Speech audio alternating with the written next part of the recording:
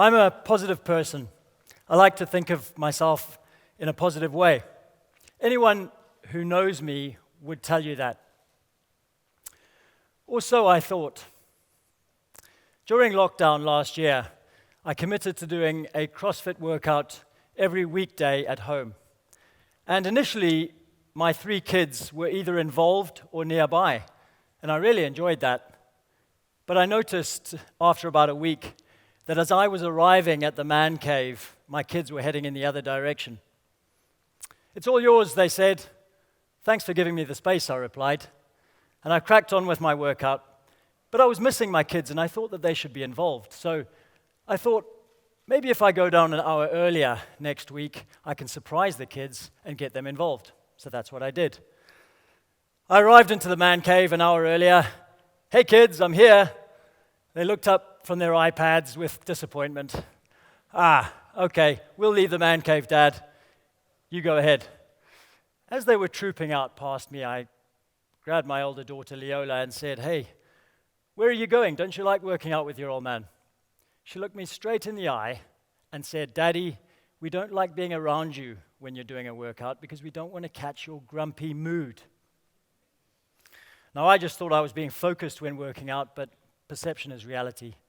I realized that sometimes my kids avoid me because of the way my mood affects the atmosphere at home. My wife confirmed that barking instructions might work for the dog, but wasn't appreciated by the human contingent in the house. The atmosphere I create sometimes affects my kids' willingness to be around me. They're walking on eggshells around us parents sometimes just to avoid an upset. Now, on the flip side, I discovered during lockdown that my wife loves listening to Dolly Parton playlists. So, when things were tense and she was at the end of her tether one evening, I quietly asked Amazon Alexa to play Dolly Parton. Well, my wife's mood shifted from beat up to upbeat in a heartbeat. It was remarkable. Okay, the bottle of wine might have helped. But it was truly impressive to watch, so I applied the same strategy on the next car journey with the kids. Get them to choose a playlist to get them in a better mood. It worked. Creating a climate in the car that improves the mood of the majority helps the journey and gets us happier to the destination. In fact, play in general is great for family mood. Playing cards or Monopoly or visiting the playground, all of these activities make my personal playbook for mastering Moodset at home. Now, I realized that my mood impacts others. Not only that, but I realized that I can set my mood to whatever I want. I can be fun Tim. I can be happy Tim.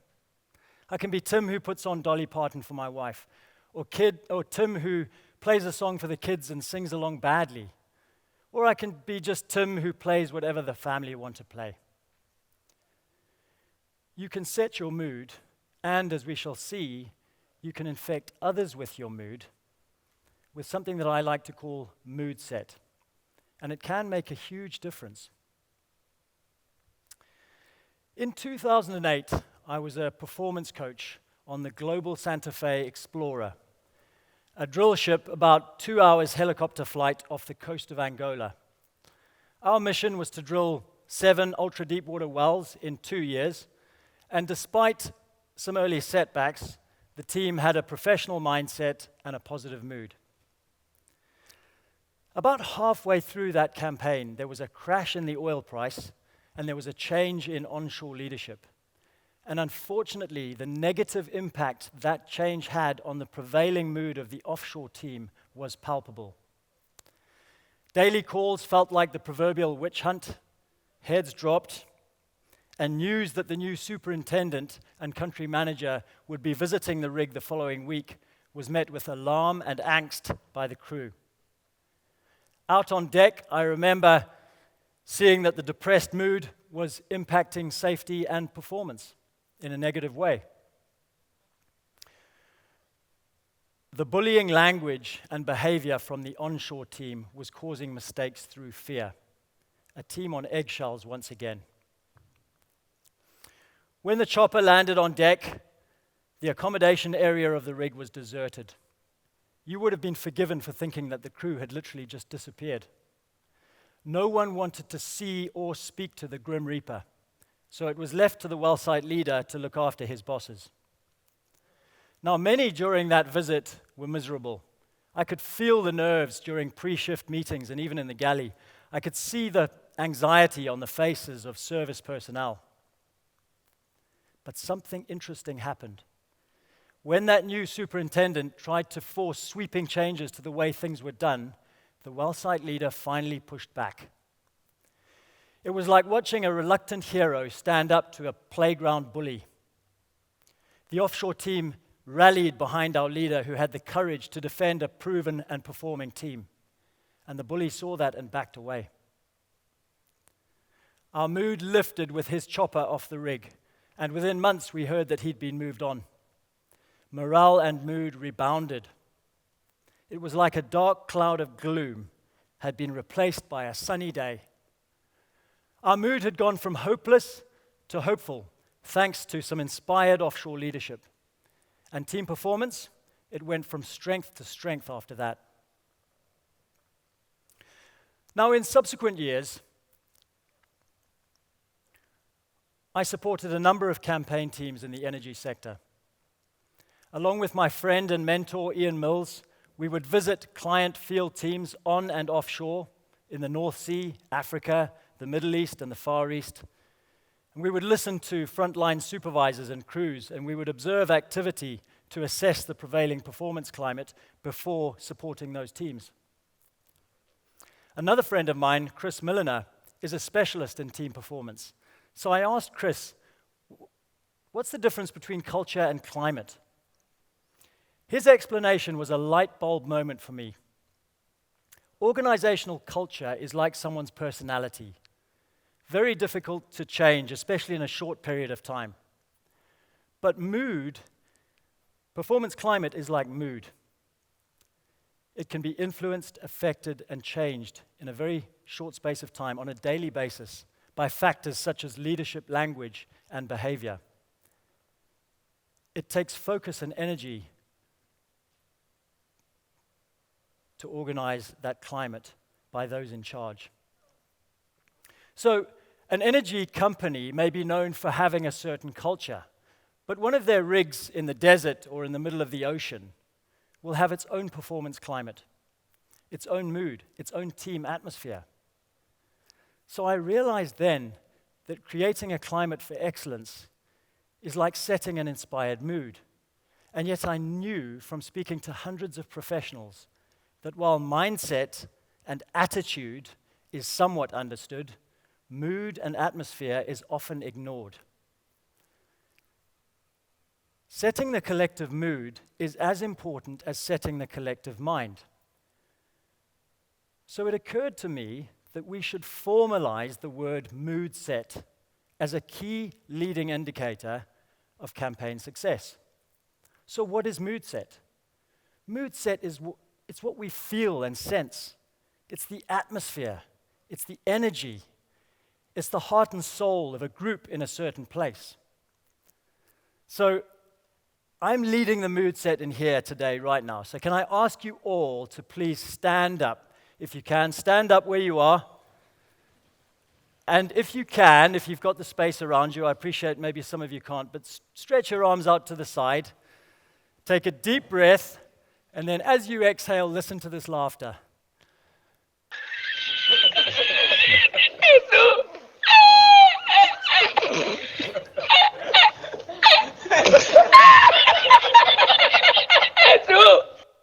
Okay, thank you. Please sit down. Judging by the white teeth that I can see in the audience, we had a few smiles and chuckles infecting our mood. A recent study at the University of Oxford proved conclusively that individuals are affected by how those around them feel. Other studies have shown that happiness can make people 20% more productive than unhappy workers. So we know that mood is contagious, and we know that a positive mood can improve productivity by 20%. Feels like a no-brainer, right? I reflected back to my time on the Global Santa Fe Explorer, and I remembered that with positive and inspirational leadership and a positive mood after the bully had been moved on, our team had saved enough time and cost to drill 2 more wells within the original budget. Empirical evidence for that extra 20%. But I needed another compelling case study to prove the impact, benefit, and value of Moodset.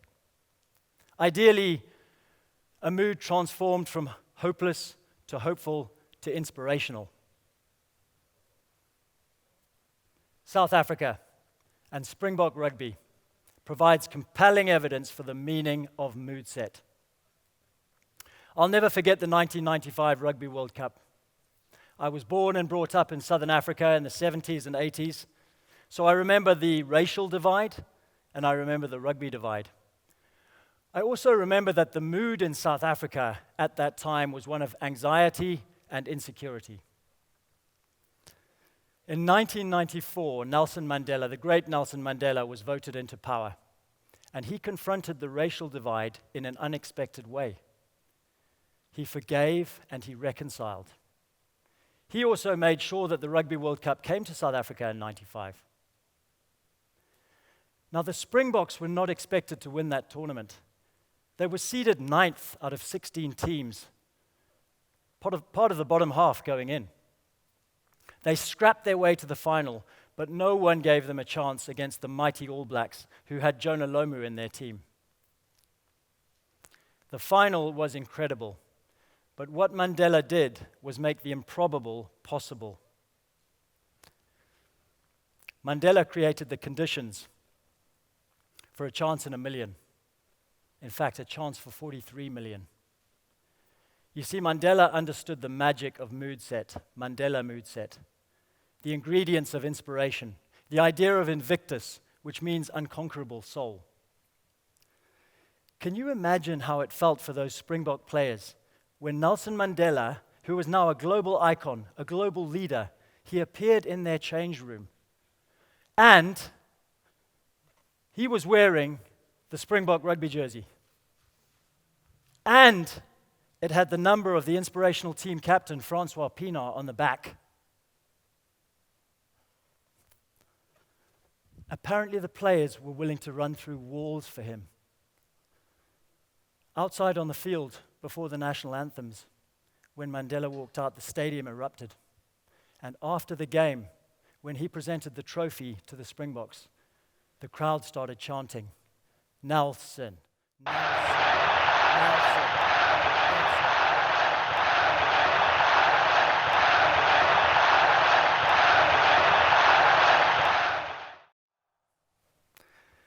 The All Blacks captain, Sean Fitzpatrick, is quoted as admitting that it felt like the All Blacks were playing a nation, not just a team.